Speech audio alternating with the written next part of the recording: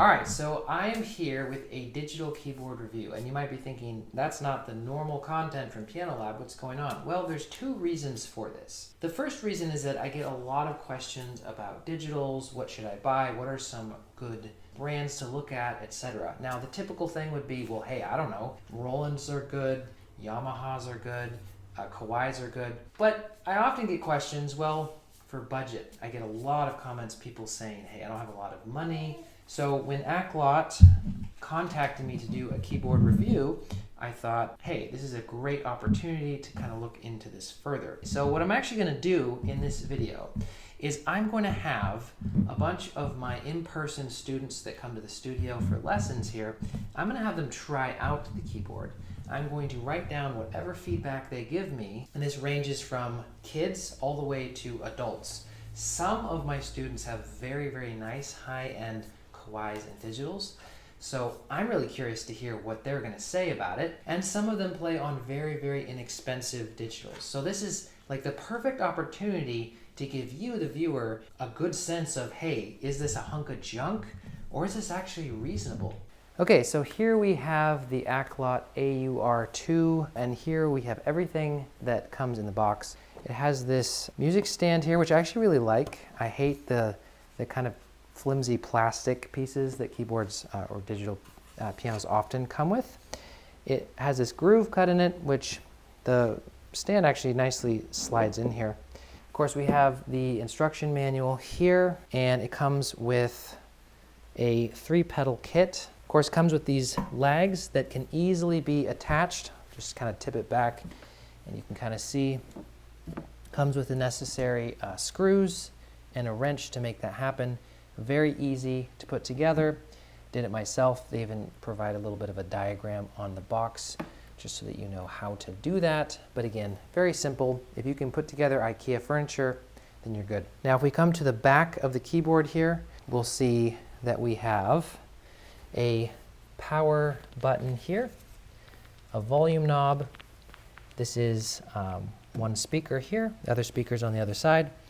We have a 3-pedal jack, and then we have a DC power in, we have an auxiliary out, headphone jack, USB port, and another jack for an additional or optional sustain pedal, which is great. Now, the speakers are backfiring, they're not upfiring, which is typical for most digital pianos. Now, in terms of the keyboard itself, the action as it were, they claim that it is a graded weighted action, meaning that from the low end or the bass to the high end or the treble, it progressively gets heavier. And this is like an acoustic piano. And this makes it so that you can have more dynamic range here with the greater weight, because it will throw the hammer harder the more effort you put into it. So this somewhat simulates that.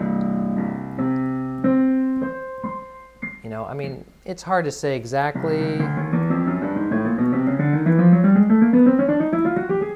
Feels like it gets a little lighter. So that's pretty good. And it feels pretty good. My first impression kind of playing it was like, yeah, it's pretty nice. Wasn't really sure what to expect, especially around this price range. I think it's retailing for about $350 right now. I do notice that it's a little springier. See how the key kind of bounces as it goes up? It hits the top and kind of bounces. So on an acoustic piano, it's not really going to do that. It will do that a little bit at the lower end, but it won't do that at the higher end. So that tells me that there's probably some sort of a spring assist. It feels kind of springy like that. We walk over to my acoustic here. So you see there's almost no bounce. The key just kind of goes up to the top. And as we go higher on the keyboard, you see it's like that. And I think that's because this, of course, is a pure fulcrum seesaw, right, type action. Now, as you go lower, there's a little bit of bounce. See that? Just a little bit. And that, of course, it's still a fulcrum action, but because of how it's weighted and everything. So without actually taking apart the internals of this Aklot digital piano, I can't say exactly, but that's something that I noticed.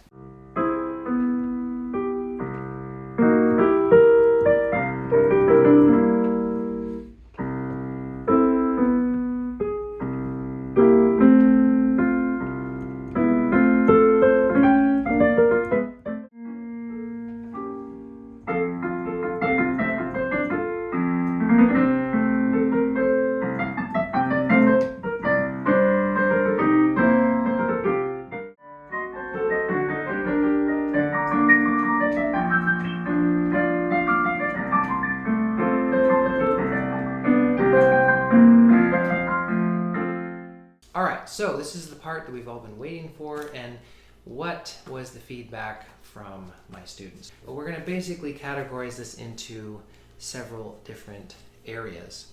So we have the category of overall fit and finish, we have the overall sound quality, and then we have the feel of the action. So in overall fit and finish, I would say about 80 to 90% of students, as well as parents, because often parents will be in the studio here, really liked the way it looked. It has a very nice fit and finish to it. The vinyl wood sort of look is very nice. It actually has a little bit of that kind of wood texture, which is really nice.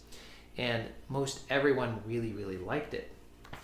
I did get one comment from one student that said they wish that the pedal kit had the same kind of wood texture. It's just kind of general brown plastic. I also had one adult student that said they thought that the wood sort of look was a little fakey to them, but that could be expected. Most kids are not really going to care, but there's that. In terms of the sound of the instrument itself, the majority of the feedback I got was that it sounds a little digital or kind of like computer-esque, a little bit hard to describe. And of course, you've heard clips of me playing around on it, so you kind of have an idea of what the quality of it is. But not a speaker quality issue, but just the sound of the samples. They sound a little digital, not sort of great. Now, in terms of what you can expect from other instruments around this price range, probably pretty comparable. And again, most young students, so kids, they actually said they really liked the way it sounded. There was no complaint there.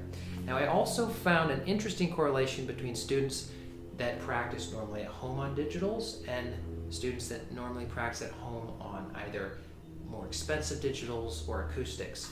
So students that were used to playing on acoustic, they preferred the sound of my piano, versus students that played on digitals at home, they said they had no preference, or maybe even they liked the sound of this better. In terms of the action, so our third category here, most students said they really liked the way the action felt, and one student in particular, who's a high school student who's played for probably about 8 to 10 years maybe, said that she actually liked the springiness of the action. So I've already mentioned that it feels a little more springy than an acoustic piano with that true fulcrum action. But this student, and I was kind of quite surprised because this student plays at home on an acoustic and then plays here on acoustic.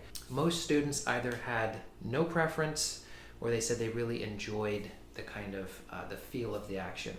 In fact, very notable, I had an adult student who has a very expensive Kawai digital that he plays on at home. He said that the action felt light and it was actually quite nice, and he said that he almost feels like it's better than his action on his digital Kawai at home. He also said, this is a quote, he said, "I'm surprised, it's good. I thought it would be total junk at this price range." And he also said, "I'd be happy learning on it." So those are just some really, I think, interesting comments. Now there's a number of different comments that were somewhat contradictory.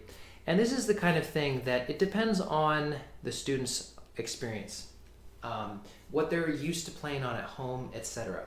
So for instance, one student really commented that they had trouble getting different dynamic ranges out of it. So everything from very soft to very loud, and playing soft was challenging. Two different students said that. Now I had a number of other students that said the exact opposite. There's a good range from soft to louder. In fact, two of these were adult students who, one has a high-end Roland and the other one has a high-end Kawai. So take that as you may. I think that's really fascinating, considering that, they have very nice digitals, and you would think that they'd be like, ugh, I just can't do this. But actually the opposite was true.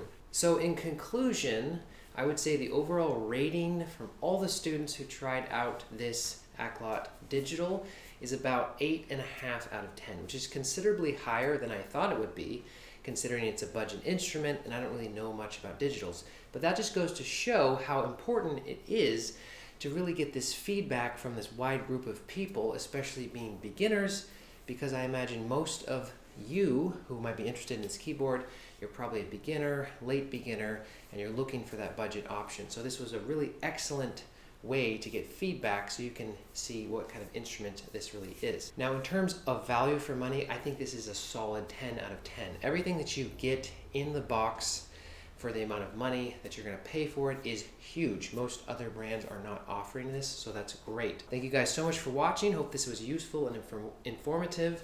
I'll see you guys next time.